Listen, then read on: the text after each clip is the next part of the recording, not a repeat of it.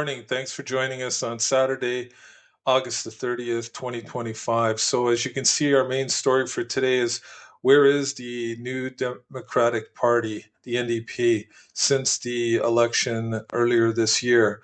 And that's what we're going to cover today. So, let's get started and find out where is the NDP. I have two articles up on the screen, one from CTV News and one from Global News. And it's basically the day after, or at least the one for CTV News is the day after the election, where the leader of the NDP conceded defeat. They lost. The NDP lost the election. They lost badly. It was their worst showing ever. And the leader, Jagmeet Singh, he actually lost his seat, and then he basically stepped down as leader of the NDP. And then the other article that's dated May the 5th, the NDP chose Vancouver MP Don Davis as an interim leader until they find a new leader. I'll walk you guys through as to where they're at right now with that leadership challenge and their process for picking a new leader.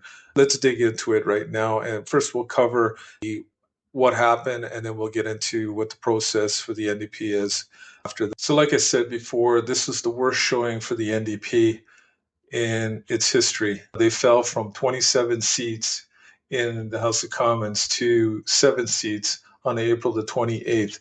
It was the worst result ever, dropping below 12 seats, the 12-seat threshold, which a party needs to be considered an official party status. Jagmeet Singh, the leader of the NDP, like I said, he lost his seat as leader, like the Conservative Party leader, Pierre Poilievre, in Burnaby Central, and announced he would be stepping down as leader. Obviously, if you lose the election as bad as the NDP did, and you lose your seat as leader, I think that's the right thing to do. Don Davis from Vancouver Kingsway was named interim leader by the party's federal council on May the 5th, 2025. Without official party status, the NDP faces reduced funding. So there is some consequences for losing the official party status in the House of Commons. They lose funding, staff, committee representation, and speaking time. It's hard to be part of the system but not have a voice in the House of Commons, and that is difficult to work with when you basically have nothing. The NDP campaign director Jeffrey Howard took responsibility for the worst showing, citing failure in connecting with the voters. I think there was other things, and I'll talk about that in my final thoughts.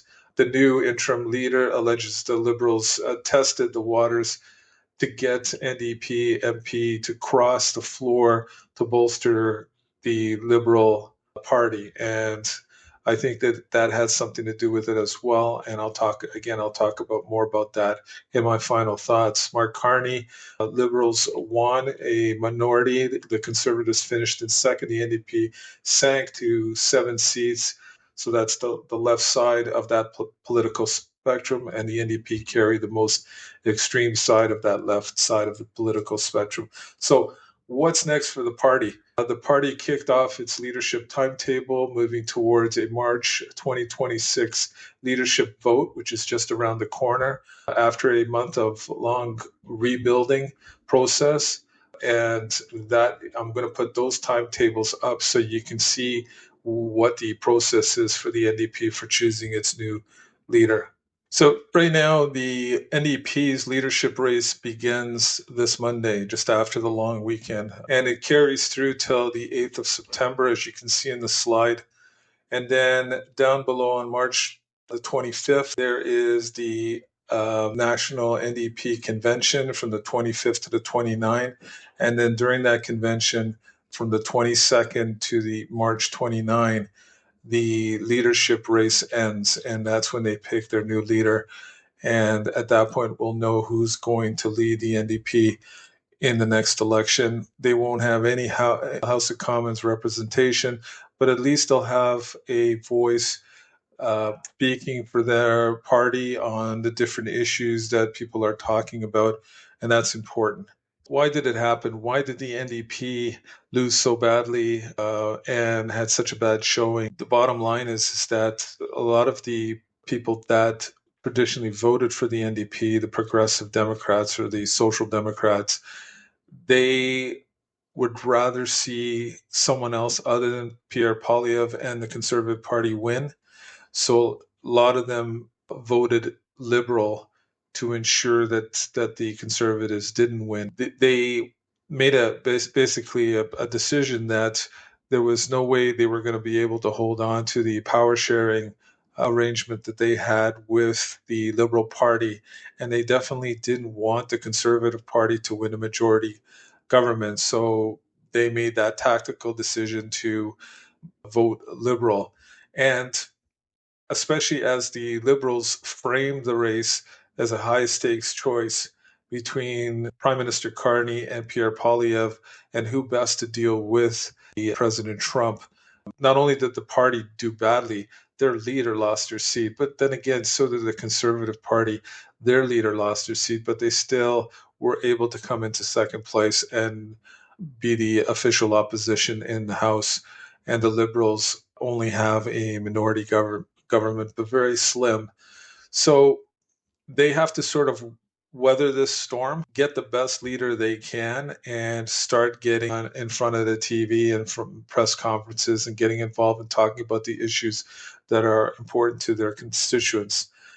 Losing the party status compounds the problem because obviously, like I said in my previous slides, is that they lose the fundraising, the staffing, and the visibility in the House of Commons to get their message across to voters. So that's the situation right now. But right now they really don't have the person up front to speak on behalf of the party and behalf of the members. So until they get through this leadership race and determine who their leader is, they won't be able to go against the other parties because they just don't have a seat at the table.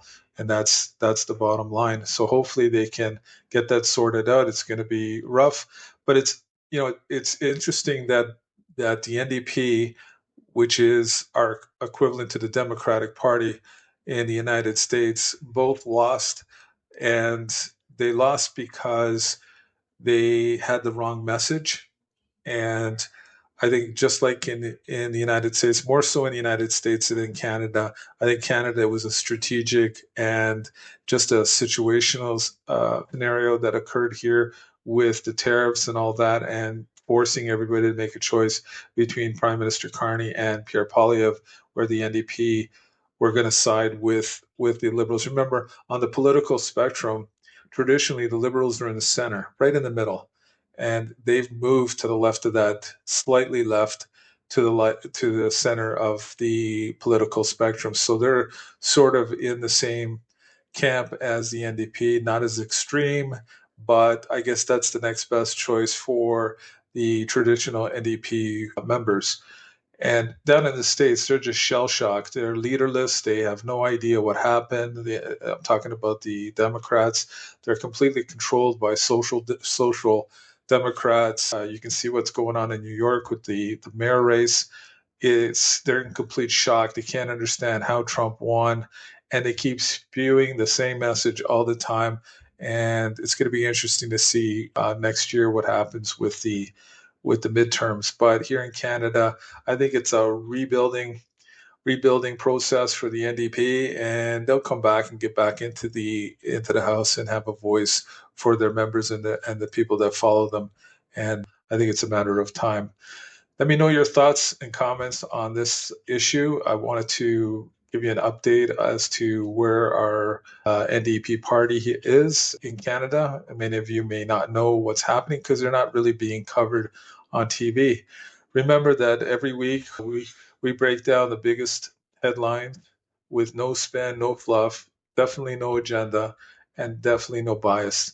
Thanks for watching. Be safe, and I'll see you on the next one.